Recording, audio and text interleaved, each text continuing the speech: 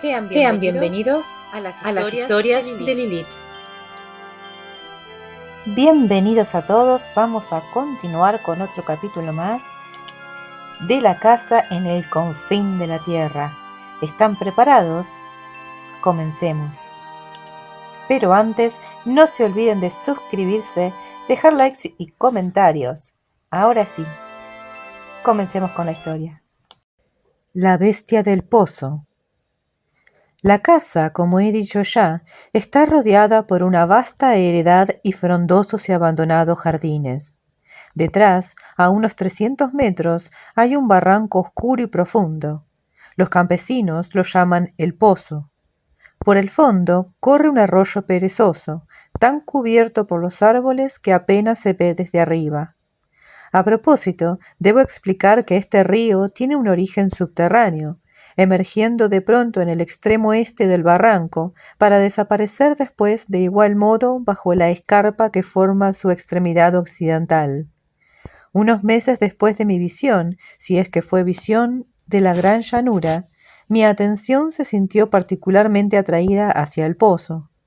Sucedió que estaba paseando un día por su borde meridional cuando súbitamente se desprendieron varios trozos de roca y pizarra de la pared de la escarpa, inmediatamente debajo de mí, y cayeron con un crujido siniestro entre los árboles. Oí el chapuzón en el río, allá en el fondo, y luego reinó el silencio.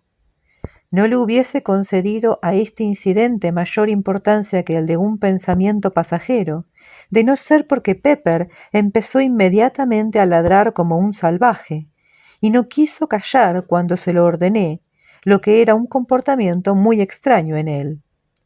Comprendí que debía haber alguien o algo en el pozo, así que regresé a la casa rápidamente en busca de un bastón.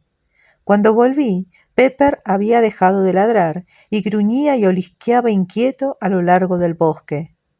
Le silbé para que me siguiese y empecé a descender cautelosamente. La profundidad hasta el fondo del pozo debía ser unos 50 metros, y tras un rato de descenso y una buena cantidad de precaución, llegamos abajo sin novedad. Una vez allí, comenzamos Pepper y yo a explorar las orillas del río. Estaba muy oscuro debido a los árboles que lo cubrían, y yo caminaba cautelosamente, mirando atento a mi alrededor, con el bastón preparado.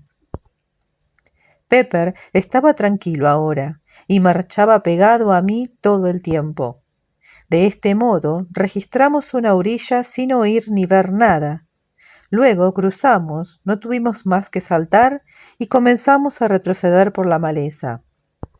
Habríamos cubierto quizá la mitad de la distancia cuando oí otra vez ruido de piedras que caían del otro lado, en la parte que acabábamos de abandonar. Una enorme roca chocó atronadora contra las copas de los árboles, rodó hasta la orilla y saltó al río, levantando una gran cantidad de agua que nos dejó empapados. A esto Pepper soltó un profundo gruñido. Luego se detuvo y enderezó las orejas. Yo presté atención también. Un segundo más tarde, un chillido, entre semihumano y semigruñido de cerdo, resonó entre los árboles, aparentemente a mitad de la escarpadura sur. Fue contestado por un chillido similar desde el fondo del barranco. Inmediatamente Pepper dio un ladrido breve, agudo, y saltando al otro lado del riachuelo, desapareció entre los arbustos. Enseguida oí que aumentaban sus ladridos en número y vehemencia, y entre medias sonó un rumor como de voces confusas. Al cesar, en el silencio que siguió, se elevó un alarido semihumano de agonía. Casi en el mismo instante, Pepper dio un largo aullido de dolor, se agitaron violentamente los arbustos y salió corriendo con el rabo entre las piernas y sin dejar de mirar hacia atrás. Cuando llegó a mí vi que sangraba por una herida, aparentemente producida por una enorme garra, que traía en el costado, que le dejaba las costillas al descubierto. Al ver a Pepper malherido de ese modo, me invadió un furioso sentimiento de ira, y enarbolando el bastón me metí decidido por entre los arbustos de los que él acababa de salir. Mientras pugnaba por abrirme paso, me pareció oír el rumor de un jadeo. Un instante después salí inesperadamente a un pequeño claro, justo a tiempo de ver algo, un bulto blancuzco que desaparecía entre la maleza del lado opuesto. Di un grito y eché a correr hacia allí, pero aunque golpeé y tenté entre las ramas con mi bastón, no vi ni oí nada, de modo que regresé con Pepper. Le lavé la herida en el río y le enrollé mi pañuelo mojado alrededor del cuerpo. Hecho esto, subimos por la escarpadura y salimos otra vez a la luz. Al llegar a la casa, mi hermana me preguntó qué le había pasado a Pepper. Le dije que se había peleado con un gato salvaje, de los que había oído decir que había varios por los alrededores. Pensé que sería mejor no contarle la verdad de lo que había pasado, aunque en realidad tampoco yo sabía mucho. Pero una cosa sí sabía, que el ser que había visto ocultarse entre los arbustos no era un gato salvaje. Era mucho más grande y por lo que pude observar tenía la piel de cerdo, solo que de color blancuzco y malsano, como de un muerto. Y al echar a correr se había incorporado, o casi sobre sus patas traseras, y había corrido de modo semejante al de un ser humano. Todo esto lo había captado yo con aquella fugaz mirada, y a decir verdad sentía una gran inquietud y también una enorme curiosidad, y no paraba de darle vueltas en la cabeza. Fue por la mañana cuando ocurrió el incidente al que me acabo de referir. Más tarde, después de comer, me había sentado a leer un rato, cuando al alzar los ojos de pronto vi que alguien atisbaba por encima del alféizar de la ventana, aunque solo asomaba los ojos y las orejas. «Por Júpiter, un cerdo», dije, y me levanté.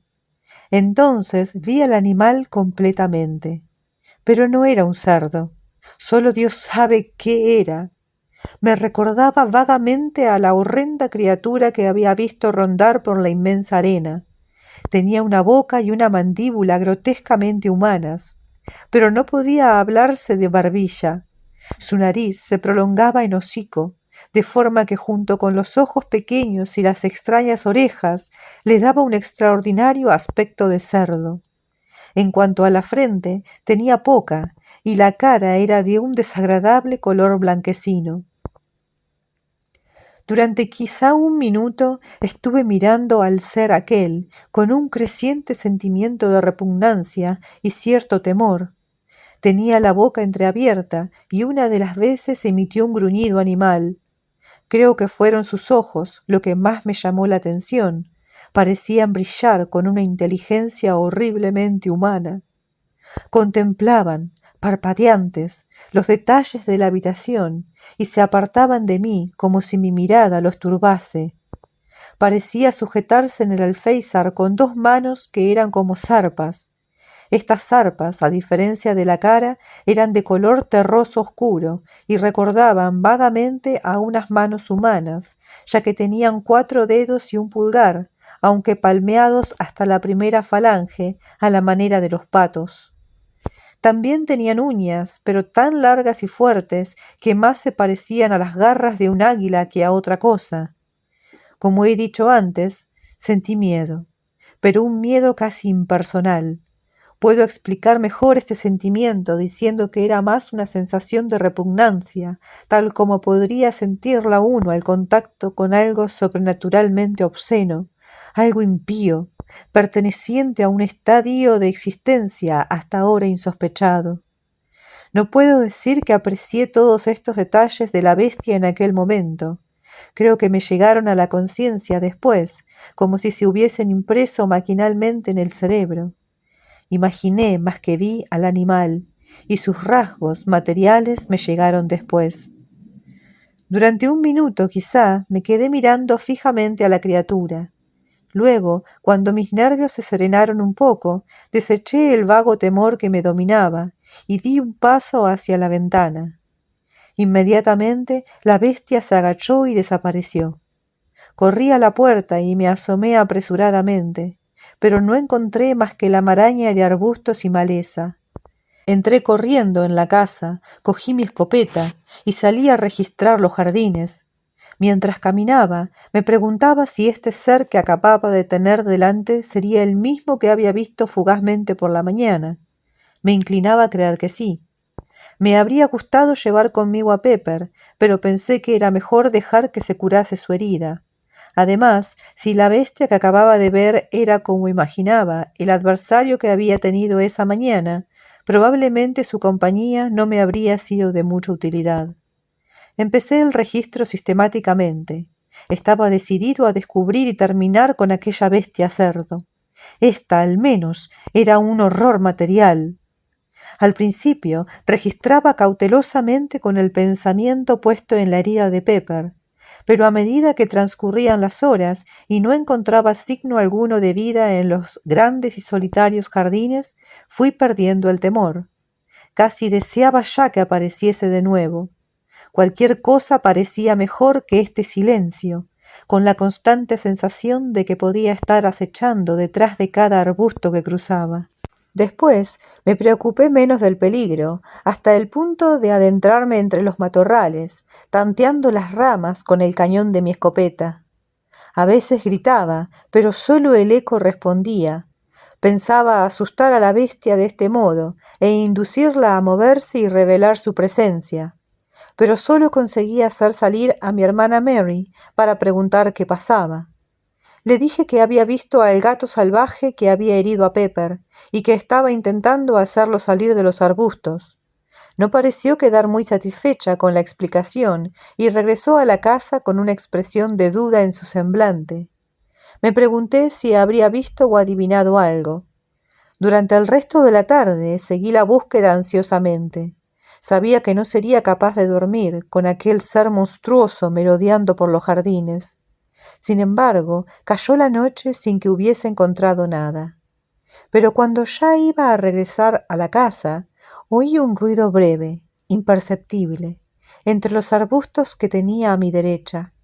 Me volví instintivamente y, apuntando sin pensar, disparé en dirección del ruido. Inmediatamente después oí algo que echaba a correr entre los matorrales. Huyó velozmente y un minuto después había dejado de oírlo. Di unos pasos más, pero desistí de perseguirlo, comprendiendo que era inútil en aquella creciente oscuridad. Así que regresé a la casa con una extraña sensación de pesar. Esa noche, después de irse mi hermana a dormir, inspeccioné todas las puertas y ventanas de la planta baja y comprobé que tenían pasados los cerrojos. Esta precaución era innecesaria por lo que se refiere a las ventanas, ya que todas las de abajo estaban protegidas por sólidas rejas, pero fue una medida prudente en lo que se refería a las puertas, 5 en total, ya que ninguna estaba cerrada con llave. Hecho esto, subí a mi estudio. Sin embargo, de alguna manera, la habitación me produjo inquietud. Me pareció enorme y llena de resonancias. Durante un rato traté de leer. Finalmente, viendo que era imposible, me llevé el libro a la cocina, donde ardía un buen fuego, y me senté allí. Llevaría leyendo un par de horas, quizá, cuando de súbito oí un ruido que me hizo dejar el libro y prestar atención intensamente. Era algo que rozaba y tanteaba la puerta de atrás.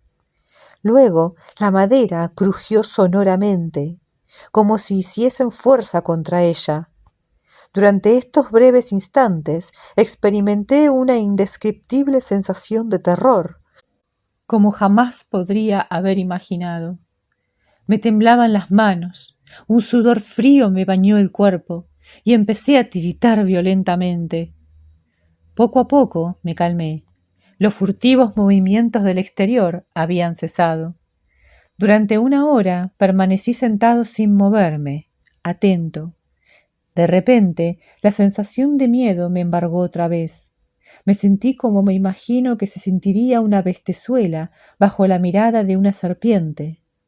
Sin embargo, ahora no se oía nada, pero no había duda de que reinaba alguna inexplicable influencia.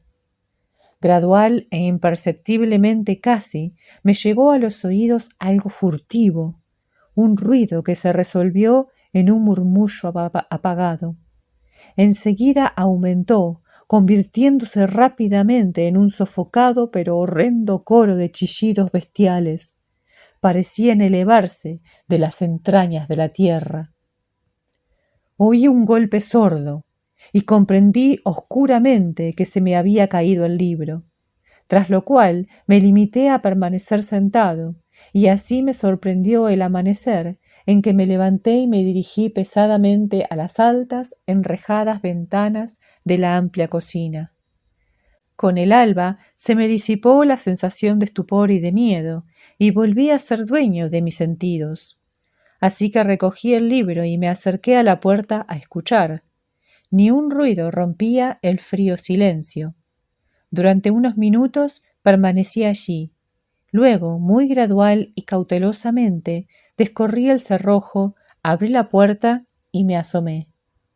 Mi precaución había sido innecesaria. No se veía nada, salvo un escenario gris de lúgubres enmarañados arbustos y árboles que se extendían hasta el distante campo de labor. Cerré la puerta con un escalofrío y me fui tranquilamente a la cama.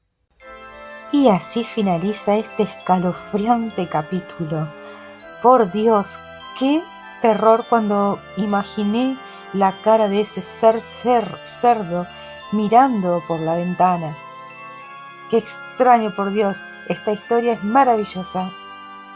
Cada capítulo nos va a sorprender de una manera única, así que no se los pierdan. Mañana continuamos, ¿les parece? Los voy a estar esperando. Muchísimas gracias por haberme acompañado hasta acá. Adiós.